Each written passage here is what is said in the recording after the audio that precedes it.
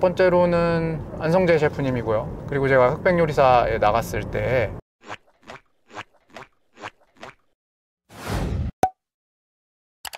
안녕하세요. 당신을 위한 음식과 요리 개삼입니다. 오늘은 평소와는 다르게 차 안에서 영상을 시작하고 있는데요. 이유는 요리사 인터뷰를 시작해 보려고요. 제 채널을 찾아주시는 많은 분들 중에 특히 요리사를 꿈꾸는 많은 분들이 개인적으로 메일이나 댓글로 많은 질문들을 해주시고 계세요. 요리사가 되고 싶긴 한데 어떻게 해야 할지 모르겠다, 외국에서 요리를 해보고 싶다 등등 많은 문의를 해주시고 계시는데요. 그래서 현직 요리사로 일하고 있는 저 캐삼을 시작으로 다양한 백그라운드를 가지고 계신 요리사분들을 섭외해서 인터뷰를 진행해 보려고 해요. 여러분도 한 분 한 분의 요리 인생을 듣다 보면 본인의 요리 인생을 머릿속에 한번 그려볼 수 있는 좋은 기회가 될 수 있지 않을까 하는 바람으로 시작해 볼게요. 간단한 제 소개부터 할게요. 캐삼이고요. 요리를 한 지는 약 15년 정도 된 것 같습니다.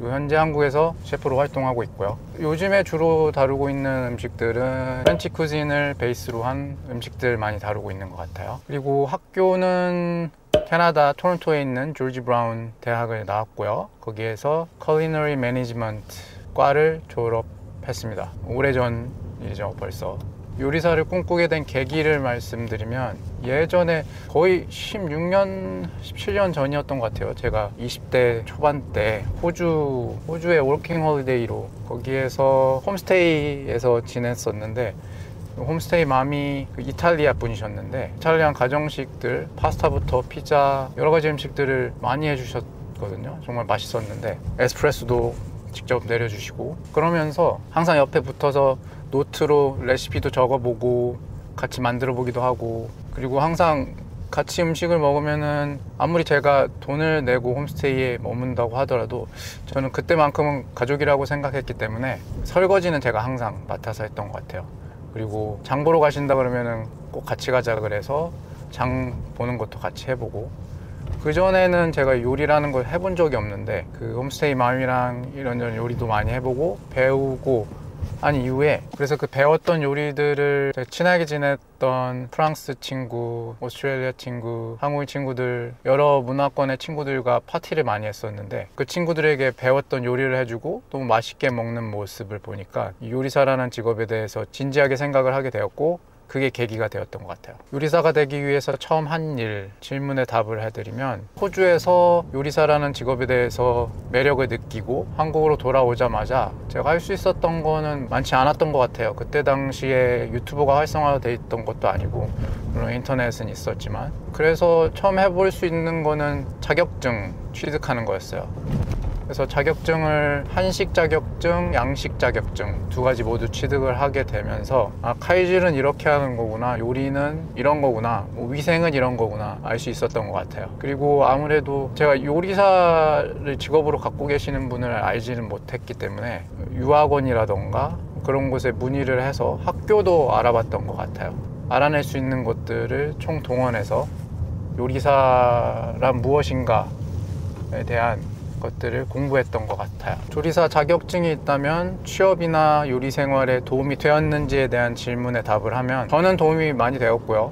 조리사 자격증을 취득하면서 요리에 대한 기본적인 것들에 대해서 배울 수 있었고, 특히 위생관념에 대해서 잘 배울 수 있었기 때문에 저는 많은 도움이 되었다고 생각하고요. 조리사 자격증에 대한 더 자세한 제 설명을 듣고 싶으시면 제가 자격증에 대한 영상 찍어 놓은 게 있으니까 그거 참고하시면 좋을 것 같아요. 요리 학교를 나왔다면 학교를 나온 것이 도움이 되었는지에 대한 질문에 답을 하면은, 저는 아까 말씀드렸듯이 캐나다의 조지 브라운 대학에서 컬리너리 매니지먼트를 전공했고요. 컬리너리 매니지먼트에서 주로 배웠던 것들은 요식업에 대한 전반적인 기본적인 것들을 배웠던 것 같아요. 요리 스킬부터 요리하는 법, 그리고 푸드 코스팅, 뉴트리션, 와이너리 전반적으로 모두 배웠었고요. 그럼으로써 학교 생활을 열심히 하면서 또 일도 같이 병행했기 때문에 저한테는 엄청 값진 시간들이었고요. 그리고 또 토론토 내에서 조지 브라운을 나오신 셰프들 분들이 많았기 때문에 요리사로서 직업을 얻기에도 꽤나 수월했던 것 같아요. 그리고 조지 브라운을 선택하기 이전에 한국에서도 그래도 많이 이름이 알려진 미국의 CIA 대학이랑 그리고 프랑스의 르크로종 블루 정도 대학은 아시는 분들도 꽤 많을 텐데, 우선 르크로종 블루 같은 경우에는 프랑스 쪽 또는 호주에서도 선택할 수 있었는데 제가 호주에 잠깐이라도 있었기 때문에 다른 나라를 선택해 보고 싶었고요. 그래서 제외됐었고, 그리고 미국의 CIA는 현실적으로 학비를 감당하기가 힘들더라고요. 그래서 어쩔 수 없이 포기하게 되었고, 그래서 찾아본 곳이 또 캐나다였고, 괜찮은 조건, 그리고 캐나다라는 나라도 흥미가 있었기 때문에 그래서 처음에 캐나다를 선택하고 바로 입학을 하게 됩니다.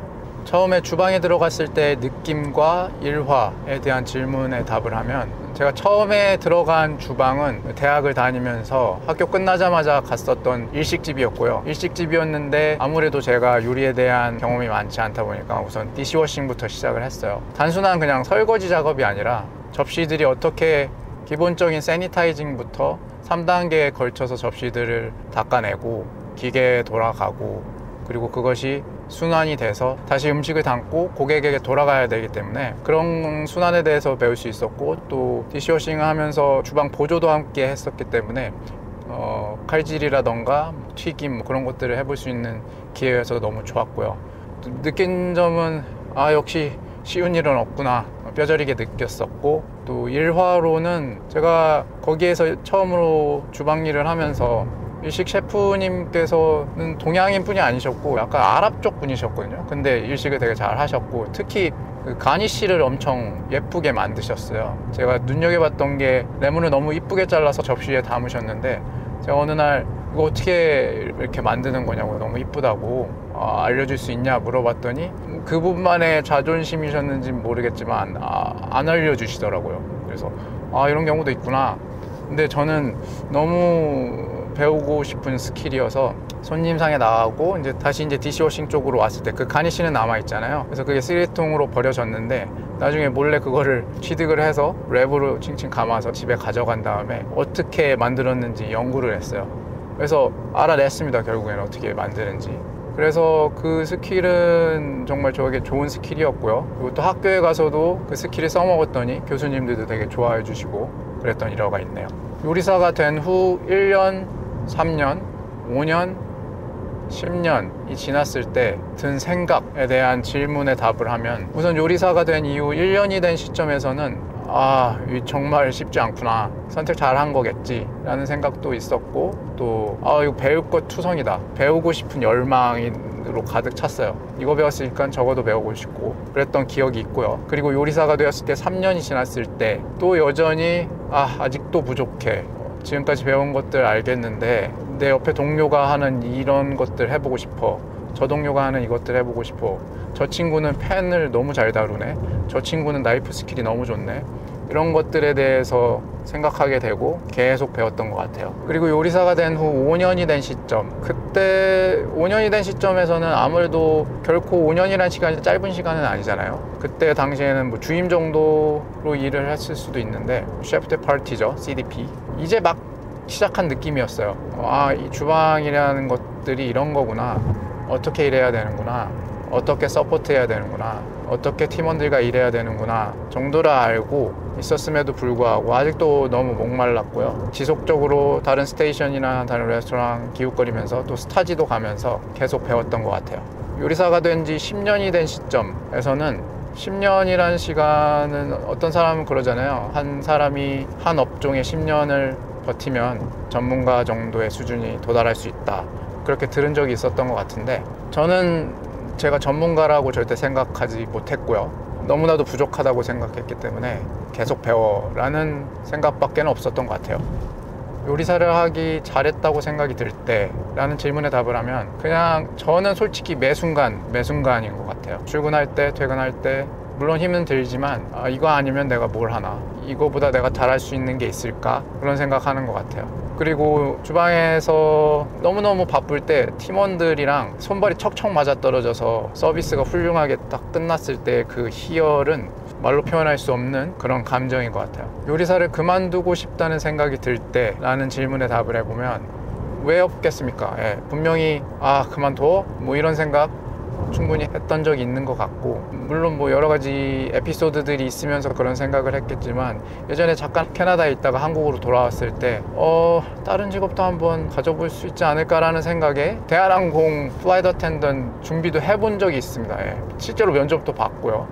1차 면접도 진행하고 정신 차리고 다시 요리사 진행했던 것 같은데, 근데 그때 말고는 저는 없는 것 같습니다. 요리사로 일하기 위해서 중요한 것들에 대한 질문에 답을 하면, 요리사로서 일하면서 가장 중요하게 생각하는 것은 팀워크이라고 생각하고요. 요리는 절대 혼자 할 수 없다라고 생각하기 때문에 팀워크 없으면은 정말 힘든 것 같아요. 물론 혼자 가게를 차리시고 모든 것을 혼자 하시고 판매하시고 하시는 분들도 있지만, 웬만하면 대부분 주방에서는 한 팀으로 이루어지고, 요리를 준비하고 받고 검수하고 프랩하고 뽑아내고 접시에 담고, 그것이 또 따뜻하게 고객들에게 전달이 되고 훌륭한 서비스로 마무리되는 것까지이기 때문에 이것들은 혼자 하기 힘들다고 생각하고요. 그렇기 때문에 팀워크이라고 생각해요.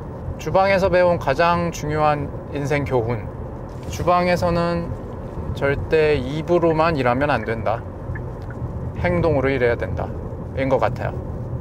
셰프로서 가장 소중하게 여기는 요리 철학에 대한 질문에 답변을 하면, 요리사는 귀찮아지는 순간 끝이다 입니다. 신메뉴에 대한 아이디어는 보통 어디서 얻나에 대한 질문에 답을 하면, 메뉴 개발은 절대 그냥 나올 수 있는 것이 아니라고 생각하고요. 많은 경험이 무조건적으로 필요하고, 물론 책, 미디어 이런 데서도 분명히 영감을 얻고 있는데, 자신이 직접 손으로 만들어보고 먹어보고 평가받고 하지 않았던 것들이 어느 순간 마술처럼 뿅 하고 나타나는 거는 아니더라고요. 저도 이런저런 경험들을 많이 해봤고 메뉴 개발이라는 것들을 해보았는데, 요리 초짜일 때 했었던 메뉴 개발이랑 현재 하고 있는 메뉴 개발은 현저히 차이가 있는 것 같아요. 요즘 같은 경우에는 책에서 많이 아이디어를 얻는 것 같고요. 제가 요리책을 적지 않게 갖고 있는데, 항상 요리에 대한 유행이라던가 그런 것들은 변화하지만 기본적인 베이스는 같기 때문에 요리책을 이런저런 것들을 훑어보기도 하고 만들어 봄으로써 새로운 것들이 복합적으로 더해져서 만들어질 수 있는 것 같아요. 또 자신이 가지고 있는 장소 문화권에서의 컨셉과 또 맞아떨어져야 되기 때문에 정말 다양한 경험들을 해보고 이런저런 레스토랑에서 먹어보고 느껴보고, 그럼으로써 좋은 음식들이 탄생할 수 있는 것 같아요. 존경하는 셰프 또는 인물, 그에 대한 이유에 대한 질문에 답을 하면, 첫 번째로는 안성재 셰프님이고요. 그 미슐랭 3스타라는 것을 생각만 해도 저는 소름이 돋고 정말 어마어마한 업적이라고 생각하고요, 요리사로서는. 그리고 제가 흑백 요리사에 나갔을 때 정말 제 실수였지만 제 요리 과정을 한꺼번에 다 보지 않고 맛으로만 보셨을 때 그거를 잡아내셨다는 센스, 정말 어마어마한 것 같아서 존경하는 분으로 생각하고요. 그리고 한 분은 앤서니 볼든이라는 분이시고요. 책도 가지고 있고 하는데, 요리사로 시작을 하셨고 나중에는 전 세계를 돌아다니면서 다큐멘터리도 찍고 여러 문화권에 대해서 경험을 하고 촬영으로 남겨놓고, 또 책에 자신의 요리 철학이라던가 음식 문화 그런 것들을 다루셨던 분이었었고요. 현재는 고인이 되셨고, 그래서 그분의 인생을 돌아보면은 요리사로서 살고 있는 제가 많은 것들을 생각할 수 있는 그런 분인 것 같아요. 존경합니다. 앞으로의 계획, 그리고 앞으로 이루고 싶은 꿈에 대한 질문에 답을 하면, 우선 저는 유튜브를 하고 있고, 우선 제 첫 번째 목표는 한국에서 레스토랑을 오픈해 보는 것이고요.